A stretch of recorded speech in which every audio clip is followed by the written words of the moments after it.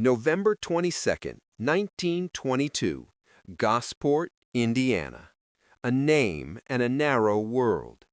Eugene Morrison Stoner would be born here, into a town measured in bushels and seasons, not in degrees or diplomas. If you want to know what shaped a man, look at what he handled with his hands. In a household where money breathed small, everything had to earn its keep. A hinge, a watch, a wheel, each repair taught lessons a classroom could not.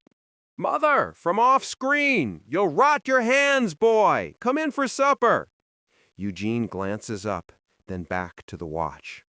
Eugene, quiet, near mumble. Just one more turn. College wasn't an option. The Depression had emptied possibilities, so Eugene went where metal met sky, to aircraft shops in Long Beach, where precision and lightness were the rules of the trade. Mr. Carter, factory foreman, booming but practical. "You're there, you with the hands. What's your name?" Eugene steps forward, dust on his shoes. "Eugene Stoner. I can learn to rivet."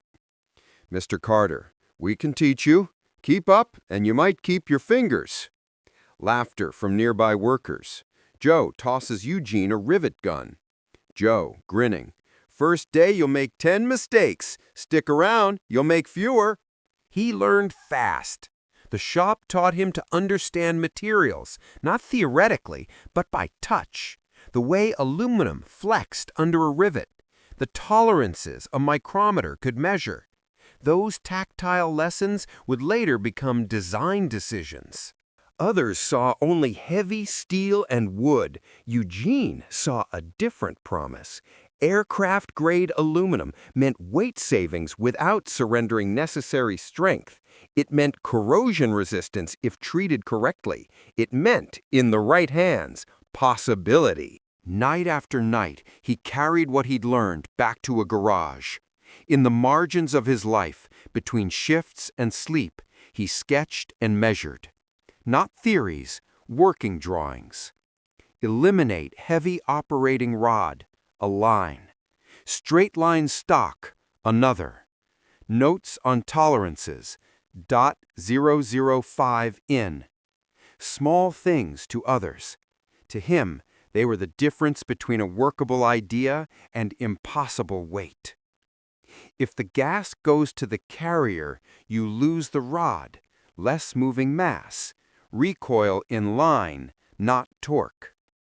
He doubles an arrow, highlights a gas port placement. Torque makes the muzzle climb. Align the mass, route the recoil straight back, and you change how a weapon behaves in automatic fire. Remove reciprocating mass, and control improves. He was solving a problem he'd seen. Men struggling with heavy rifles in mud and jungle. He wasn't building a monument. He was designing a tool that fit the human body and the environments soldiers actually fought in. Carry less. Carry more rounds. Make it so a man can move. From that garage would come ideas experts called impossible. From rivets and aircraft aluminum, a new language of small arms design began. What seemed unmakeable was, for him, only undiscovered engineering. War changes every engineer. It strips ideas of theory and replaces them with consequence. When Eugene Stoner enlisted in the United States Marine Corps during World War II, he was no longer a machinist's apprentice. He was a student of reality. He carried not a drafting pencil, but a rifle, not a sketchbook, but the weight of what tools meant when lives depended on them. The Marines taught precision through necessity. A jammed rifle wasn't an inconvenience, it was a death sentence. Maintenance, simplicity, and reliability became commandments. Every malfunction was a lesson written in urgency and mud. He wasn't on the front lines for fame. He served as an ordnance man, maintaining aircraft armament, learning firsthand how environment and neglect turned elegant designs into hazards. Salt air corroded, humidity clogged, dust found its way into every moving part. The battlefield was the greatest destructive testing ground on Earth. From those years, he drew one constant truth: a weapon must forgive its user. Soldiers cannot engineer in the field. The design itself must be the mechanic, compensating for human error and harshness. That belief would shape everything he built afterward. By the war's end, Stoner returned home quieter but sharper. The Marine Corps had given him discipline, but also exposure. The intimate knowledge of how guns failed, not just how they fired. He watched as innovation lagged behind need.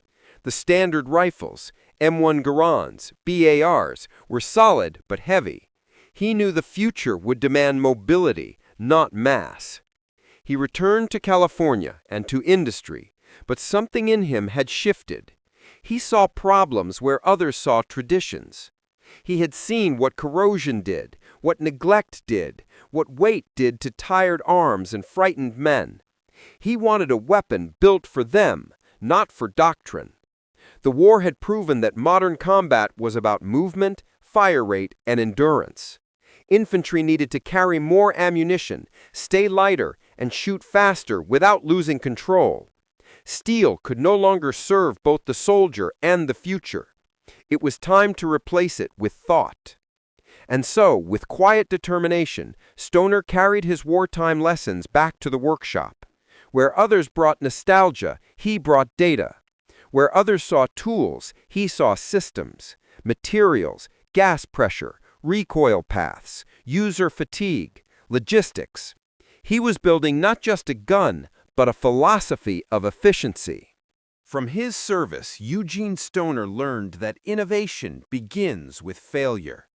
Every jammed rifle, every broken extractor, every bent spring was a line in a manual he kept in his mind. And that manual would soon lead to the weapon that changed the modern battlefield forever.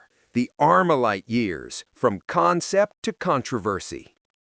After the war, Eugene Stoner returned to California, his hands still remembering the precision of aircraft aluminum and the weight of weapons that had failed soldiers under pressure.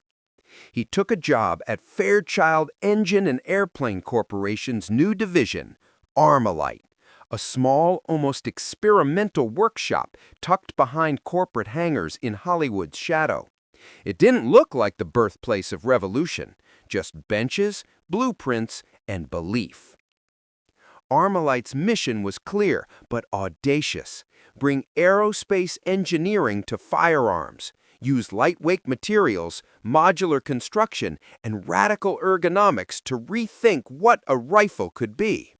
Stoner wasn't just hired as a designer, he was given the chance to start over. He gathered a small team, machinists, dreamers, a few restless engineers who'd spent the war repairing what others had broken. They began experimenting with aircraft-grade aluminum receivers, synthetic furniture, and a straight-line stock to manage recoil. Each idea was tested not against tradition, but against physics. Their first child of innovation was the AR-10, a rifle so alien to conventional ordnance officers it looked like a toy.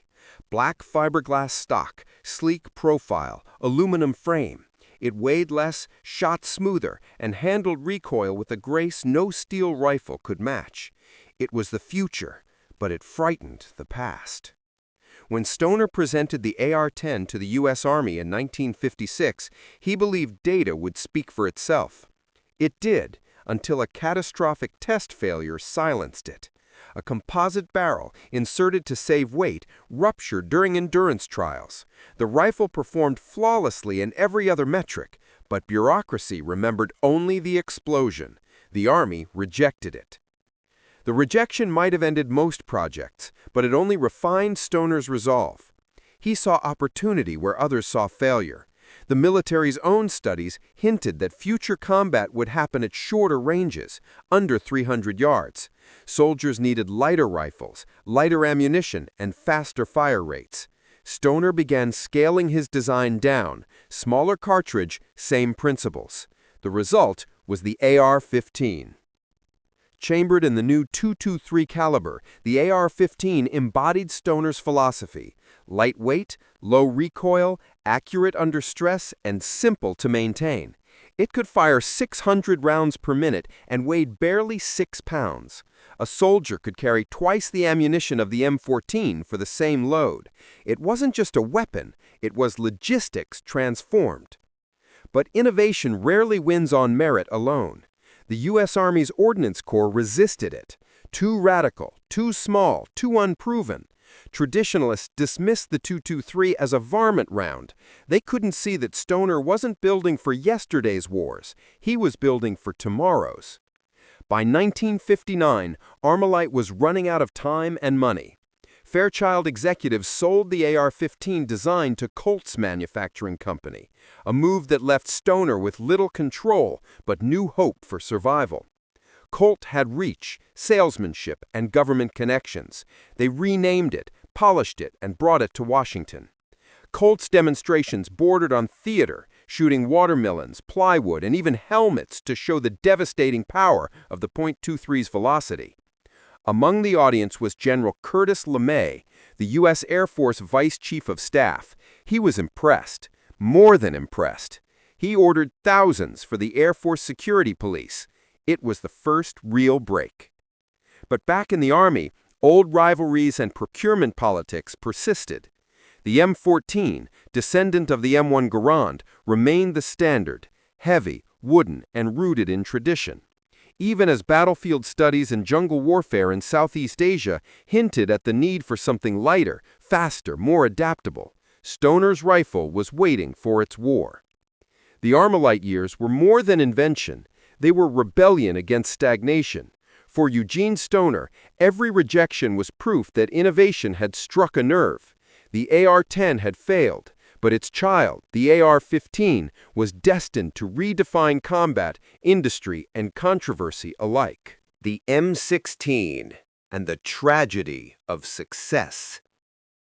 Every innovation meets its reckoning, and for Eugene Stoner, that reckoning came not in a factory or a lab, but in the jungles of Vietnam. By the early 1960s, the AR-15 had been reborn under Colt's stewardship. Colt's marketing turned engineering into myth. Glossy brochures called it the space-age rifle, the future of infantry combat. The Air Force embraced it. The Army hesitated. And politics did what physics could not. It forced a decision. In 1963, Secretary of Defense Robert McNamara intervened. Frustrated by inter-service rivalry and the Ordnance Corps' refusal to modernize, he mandated a limited procurement. The AR-15 was officially redesignated the M16. Production began, shipments followed, and by 1965, young soldiers were carrying Eugene Stoner's rifle into combat. But the rifle that arrived in Vietnam was not the rifle Stoner designed. Somewhere between the drawing board and the battlefield, corners had been cut and assumptions had been made. The Army changed the powder in the ammunition, switching from Stoner's recommended clean-burning IMR powder to a cheaper, dirtier ball powder that fouled the mechanism faster and increased the cyclic rate. Chrome plating, which Stoner had insisted on for corrosion resistance, was omitted to save cost and time. Cleaning kits were not issued. Soldiers were told their new rifles were self-cleaning. They weren't. And in the monsoon heat of Vietnam, the truth arrived in tragedy. Reports flooded in, rifles jamming mid-firefight, extraction failures, soldiers found dead beside their weapons, cleaning rods jammed desperately down the barrels. The same troops who'd been told they carried the future were left with a death sentence of bureaucracy and neglect. Stoner watched from afar, powerless. He had already left Armalite, moved on to new projects, new ideas. But his name and his creation were now synonymous with failure.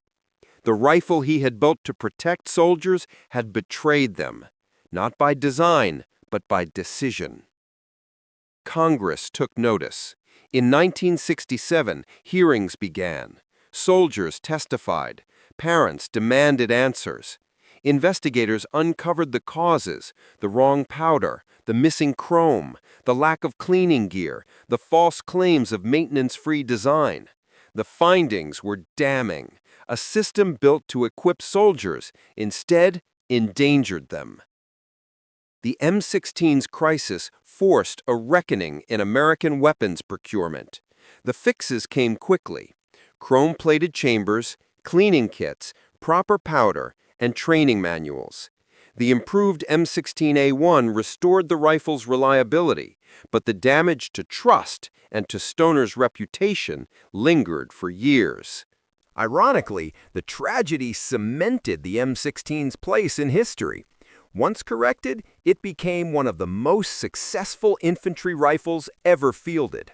Its lightness, accuracy, and modularity proved indispensable in the jungle and beyond. By the end of the decade, it had replaced nearly every battle rifle in U.S. service. Stoner's dream had come true, but not in the way he had hoped. His rifle had won, but it had done so through blood and bureaucracy. He once said, "You can make something foolproof, but you can't make it army-proof." It was a bitter truth from a man who believed engineering should serve the soldier first. For Stoner, the M16 was both masterpiece and misstep, a triumph of design marred by the politics of war. And yet, out of that chaos, a legacy began to form, one that would outlive both its creator and its controversy. Reinvention, the Stoner 63 and the endless experiment. After the M16's redemption, Eugene Stoner might have retired a legend. But legends rarely rest, especially those forged in controversy.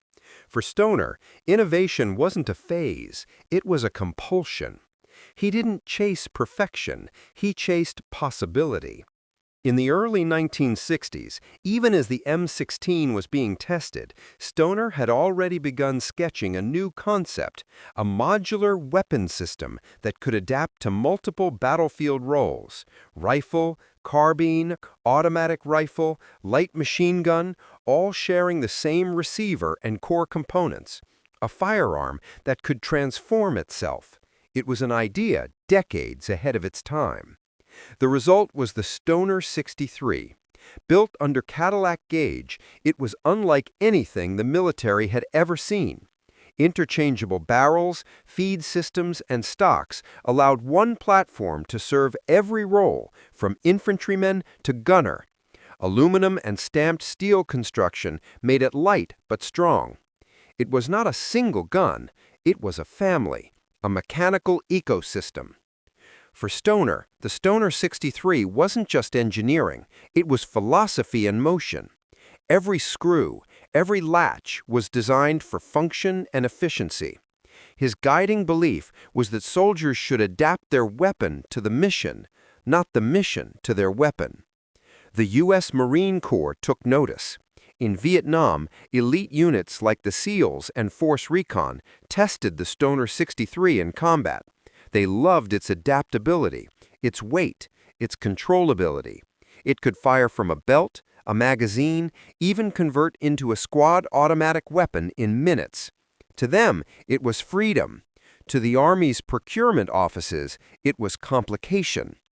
The very modularity that made the Stoner 63 revolutionary also made it risky in the eyes of bureaucracy.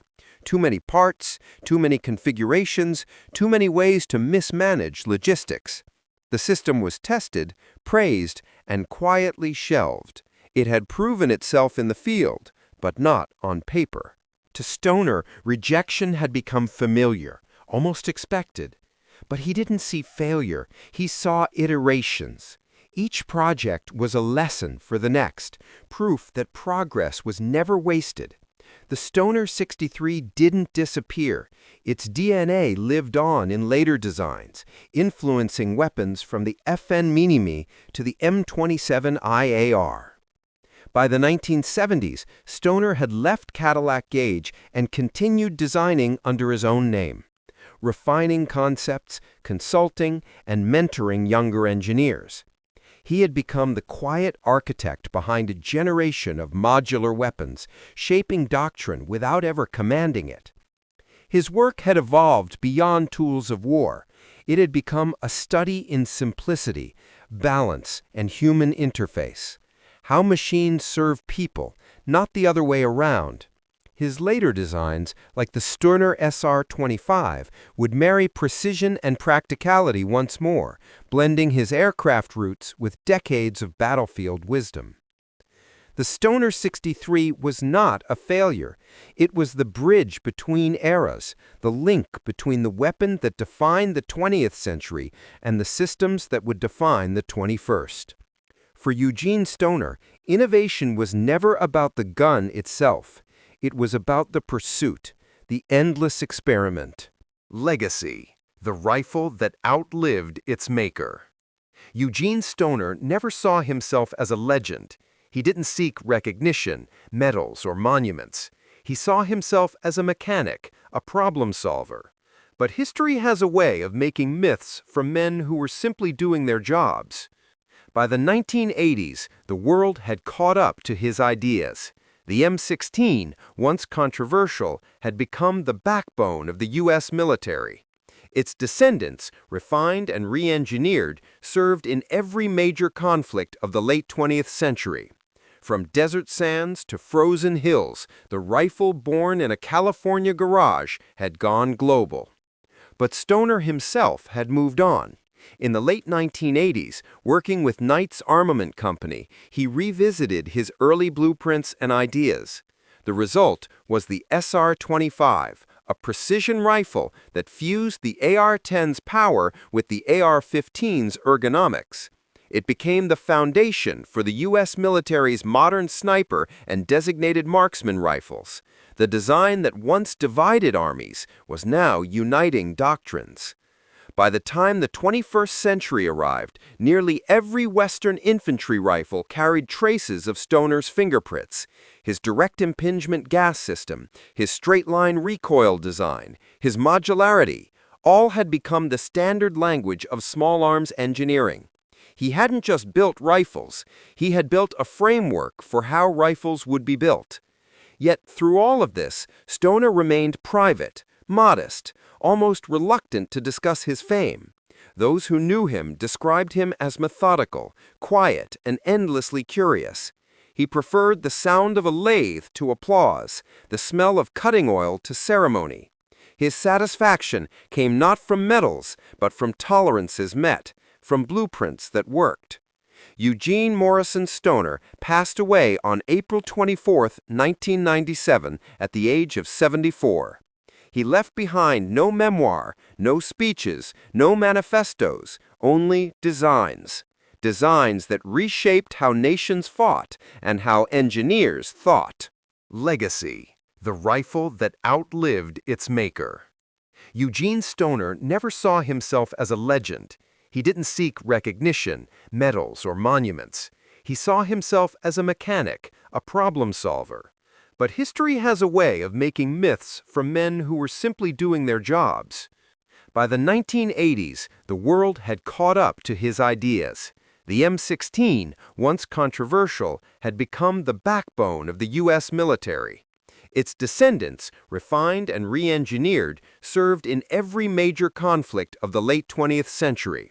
From desert sands to frozen hills, the rifle born in a California garage had gone global. But Stoner himself had moved on. In the late 1980s, working with Knight's Armament Company, he revisited his early blueprints and ideas. The result was the SR-25, a precision rifle that fused the AR-10's power with the AR-15's ergonomics. It became the foundation for the U.S. military's modern sniper and designated marksman rifles. The design that once divided armies was now uniting doctrines. By the time the 21st century arrived, nearly every Western infantry rifle carried traces of Stoner's fingerprints. His direct impingement gas system, his straight-line recoil design, his modularity, all had become the standard language of small arms engineering. He hadn't just built rifles, he had built a framework for how rifles would be built. Yet through all of this, Stoner remained private, modest, almost reluctant to discuss his fame. Those who knew him described him as methodical, quiet, and endlessly curious. He preferred the sound of a lathe to applause, the smell of cutting oil to ceremony.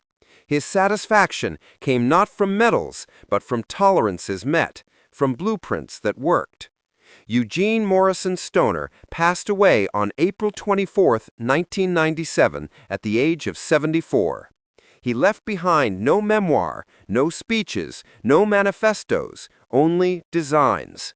Designs that reshaped how nations fought and how engineers thought.